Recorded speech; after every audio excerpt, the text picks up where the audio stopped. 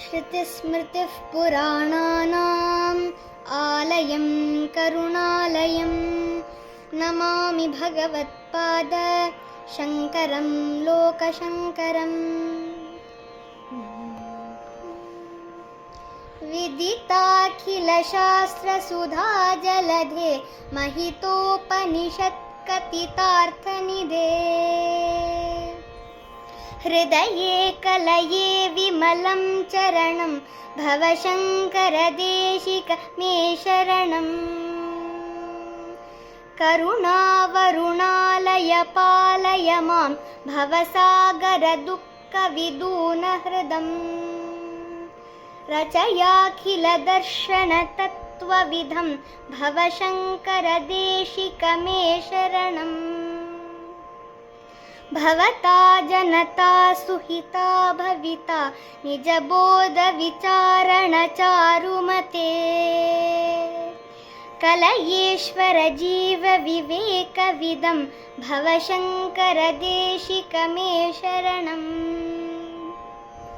भव एव भवानिति मे नितरां समजायत चेतसि कौतुकिता मम वारय मोहमहाजलधिं भवशङ्करदेशिक मे शरणम्।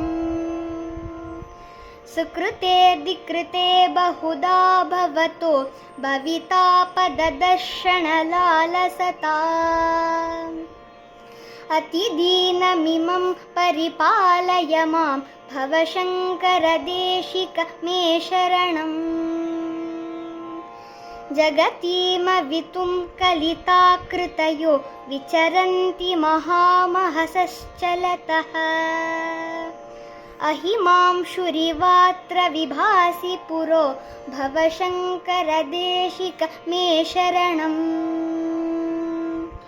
गुरुपुङ्गवपुङ्गवकेतनते समतामयतां न हि कोऽपि सुधीः शरणागतवत्सलतत्त्वनिधे भवशङ्करदेशिक मे शरणम्।